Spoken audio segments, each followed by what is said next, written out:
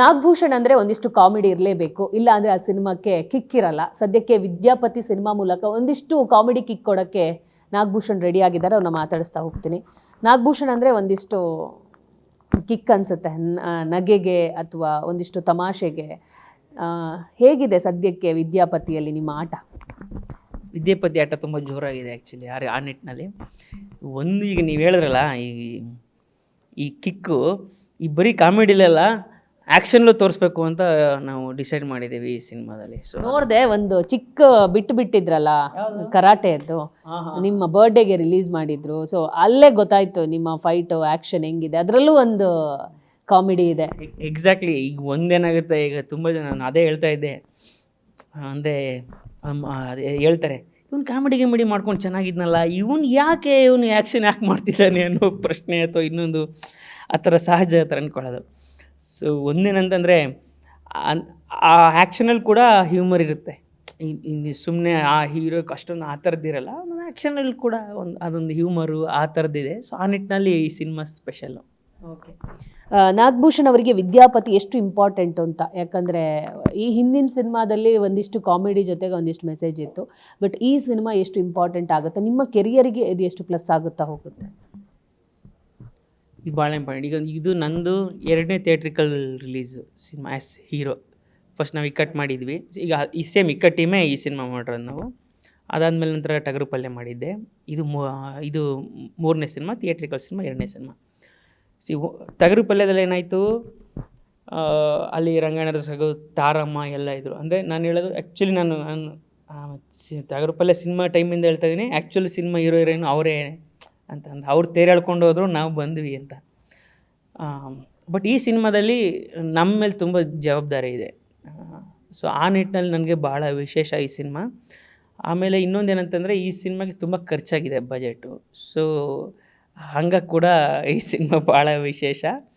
ಮತ್ತು ನಾನು ಆವಾಗಲೇ ಹೇಳ್ದಂಗೆ, ಅಂದರೆ ಯಾವತ್ತೂ ಒಬ್ಬ ನಟ, ಈಗ ನೀವು ಕಾಮಿಡಿ ಅಂತ ಹೇಳಿದಾಗ ನಾನು ಯಾವಾಗ ಹೇಳ್ತಿರ್ತೀನಿ, I am not a comedian, I am an actor who does comedy.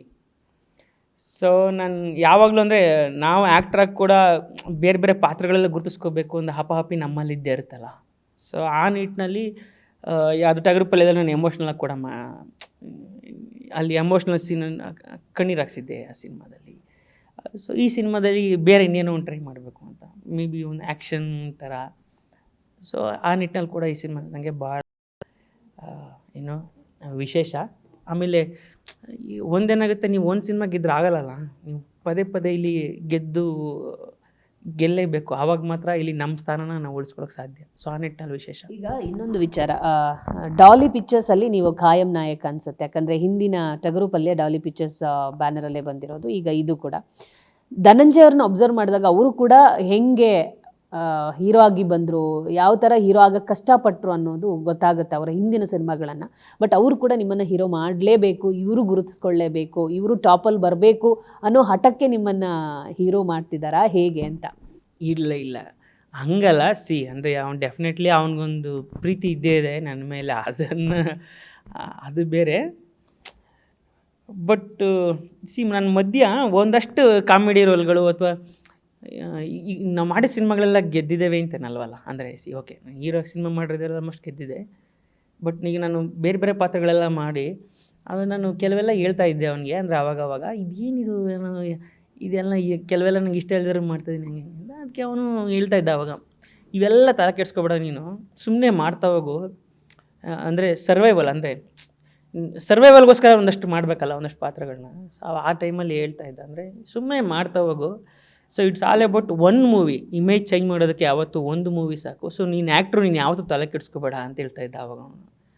So ಆ ನಿಟ್ಟಿನಲ್ಲಿ ಇದು ಅಷ್ಟೇ. ಈಗ ಈ ಸಿನಿಮಾ ನಾನು ಒನ್ಲೈನರ್ ಹೇಳಿದಾಗ ಅವಾಗೆ, ಓಕೆ ಈ ಸಿನಿಮಾ ನಾನು ಬೇಕಾದ್ರೆ ಪ್ರೊಡ್ಯೂಸ್ ಮಾಡ್ತೀನಿ, ನಿಮ್ಮ ಡೈರೆಕ್ಟ್ರಿಗೆ ಹೇಳಬೇಕಾದ್ರೆ.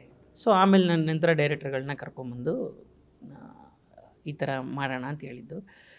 ಸೊ ಈಗ ನಾನು ಹೀರೋ ಮಾಡಲೇಬೇಕು ಅಂತ ಆ ಥರದ್ದಲ್ಲ. ಸೊ ಡೆಫಿನೆಟ್ಲಿ ನಂತರ ಇನ್ನೂ ಒಂದಷ್ಟು ಜನ ಅವ್ನ ಕಣ್ಣು ಕಂಡ್ರೆ, ಈಗ ಇವ್ನ ಪೊಟೆನ್ಷಿಯಲ್ ಇದೆ ಅಂತಂದರೆ ಡೆಫಿನೆಟ್ಲಿ ಅವ್ನು ಮಾಡೇ ಮಾಡ್ತಾನೆ. ಓಕೆ.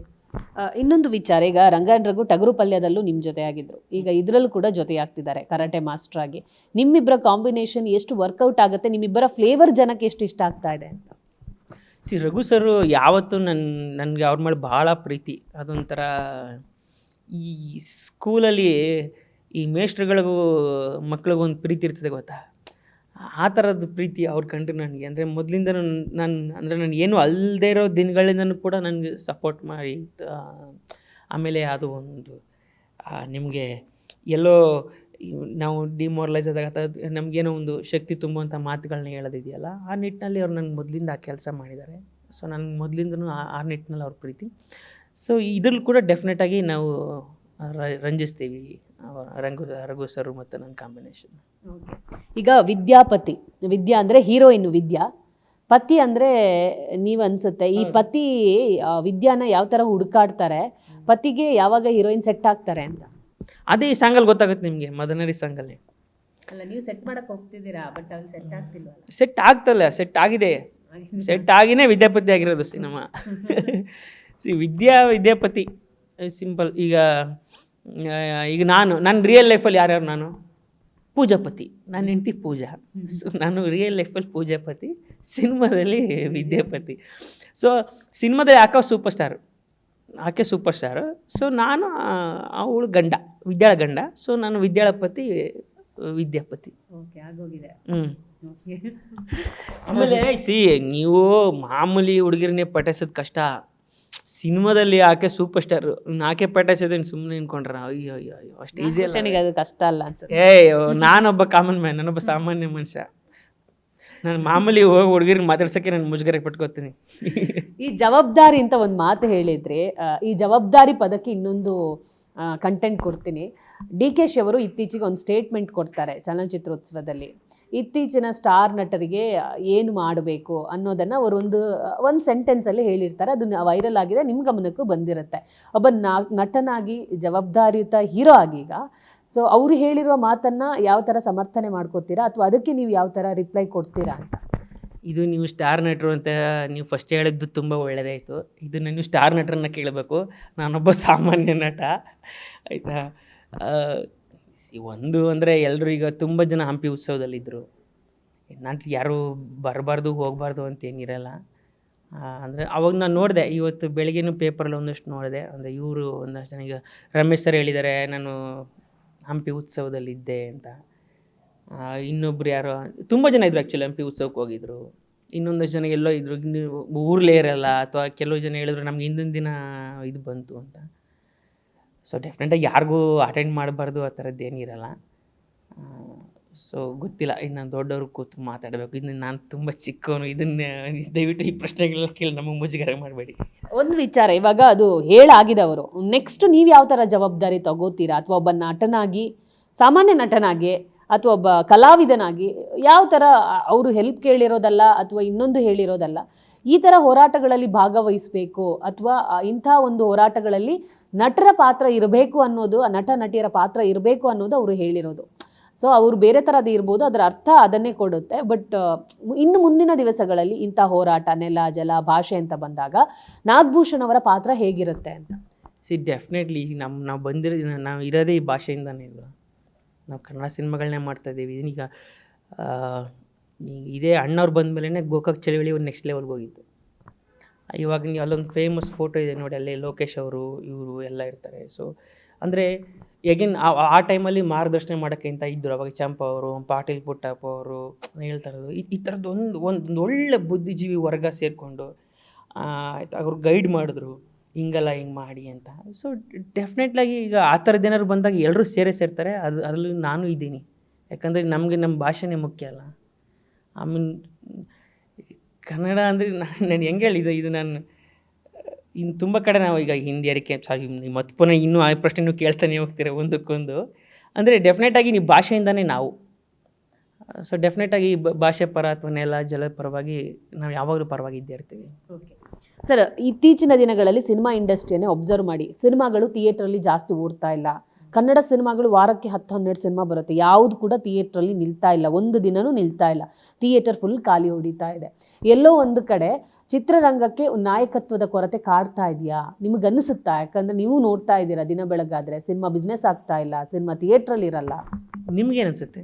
ನಮ್ಗೆ ಅನಿಸ್ತಾ ಇದೆ. ಇಲ್ಲ ನಿಮಗೆ ಇಲ್ಲ ನಾನು ಹೇಳ್ತೀನಿ ಗೊತ್ತಾ, ಈಗ ನನಗಿಂತ ಚೆನ್ನಾಗಿ ನೀವು ಟ್ರ್ಯಾಕ್ ಇಟ್ಟಿದ್ದೀರಾ ಎಲ್ಲ ಸಿನಿಮಾಗಳದ್ದು, ಅಥವಾ ಈಗ ನಾನು ಎಲ್ಲ ಸಿನಿಮಾಗಳನ್ನ ನೋಡ್ದಿರ್ಬೋದು. ನಿಮಗೆ ಅದು ಕರ್ತವ್ಯನೂ ಆಗಿದ್ದರಿಂದ ನೀವೇನು ಮಾಡ್ತೀರಾ, ನೀವೆಲ್ಲ ಥಿಯೇಟ್ರ್ಗಳಿಗೆ ಹೋಗಿ ನೋಡ್ತೀರಾ. ಸೊ ನಿಮಗೇನು ಅನಿಸುತ್ತೆ, ಥಿಯೇಟ್ರಿಗೆ ಜನ ಬರಬೇಕು ಅಂತಂದ್ರೆ ಏನು ಮಾಡಬೇಕು ಅಂತ ನಿಮ್ಗೇನು ಅನಿಸುತ್ತೆ? ಕತೆ ಕಂಟೆಂಟು ಎಲ್ಲ ಬೇಕು, ಇದ್ರ ಜೊತೆಗೆ ಒಂದಿಷ್ಟು ಜವಾಬ್ದಾರಿಗಳು ಬೇಕಾಗುತ್ತೆ. ಒಬ್ಬ ನಿರ್ದೇಶಕನಿಗಾಗಿರ್ಬೋದು, ನಿರ್ಮಾಪಕನಿಗಾಗಿರ್ಬೋದು, ನಟರಿಗಾಗಿರ್ಬೋದು. ಸೊ ನಮ್ಮ ಅಭಿಪ್ರಾಯದ ಜೊತೆಗೆ ನಿಮ್ಮ ಅಭಿಪ್ರಾಯನ ಇಲ್ಲಿ ಕೇಳ್ತಾ ಇದ್ದೀನಿ. ಸೊ ನಿಮಗೆ ಏನು ಅನ್ಸುತ್ತೆ? ಯಾಕಂದರೆ ನಿಮ್ಮ ಸಿನಿಮಾನು ನೆಕ್ಸ್ಟ್ ಬರ್ತಾ ಇದೆ, ಥಿಯೇಟರ್ಗೆ ಜನ ಬಂದಿಲ್ಲ ಅಂದರೆ ಅದು ಸಮಸ್ಯೆ ಆಗುತ್ತೆ.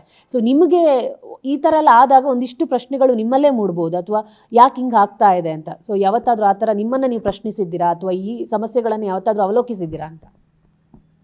ಒಂದು ಡೆಫಿನೆಟಾಗಿ ಕ್ವಾಲಿಟಿ ಇದ್ ಕಡೆ ಯಾವಲ್ಲೂ ಜನ ನೋಡಿ. ಈಗ ನಾನು ಹೇಳಿದ್ನಲ್ಲ ಅವಾಗ, ಈಗ ಟಗರು ಪಲ್ಯ ಮಾಡಿದ್ರೆ ನಾನು ಹೊಸಬನೇ ಅಲ್ವಾ, ಎಸ್ ಸಣ್ಣ ಪುಟ್ಟ ಪಾತ್ರಗಳನ್ನ ನಾವು ಕಾಮಿಡಿಯನ್ ಮಾತ್ರ ಮಾಡಿದ್ದಿರ್ಬೋದು.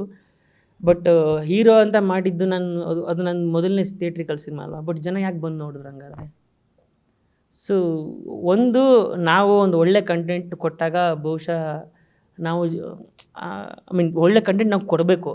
ಆವಾಗ ಮಾತ್ರ ನಾವು ಎಕ್ಸ್ಪೆಕ್ಟ್ ಮಾಡೋಕ್ಕೆ ಸಾಧ್ಯ ಜನಗಳು ಬಂದು ಥಿಯೇಟ್ರಲ್ಲಿ ಸಿನಿಮಾ ನೋಡಬೇಕು ಅಂತ. ಮತ್ತು ಎಗೈನ್ ಜನಗಳಿಗೂ ಕೂಡ ಒಂದು ಒಳ್ಳೆ ಸಿನಿಮಾ ಬಂದಾಗ ಅವರು ಕೂಡ ಬೆನ್ತಟ್ಟಿ ಪ್ರೋತ್ಸಾಹ ಮಾಡೋ ಜವಾಬ್ದಾರಿ ಅವ್ರ ಮೇಲೆ ಕೂಡ ಇದೆ ಅಂತ. ಸರ್, ಬಿಸ್ನೆಸ್ ವಿಚಾರಕ್ಕೂ ನೋಡೋದಾದರೆ, ಬಿಸ್ನೆಸ್ಸು ಕನ್ನಡ ಸಿನಿಮಾಗಳದ್ದು ಯಾವುದು ಬಿಸ್ನೆಸ್ಗಳು ಆಗ್ತಾ ಇಲ್ಲ.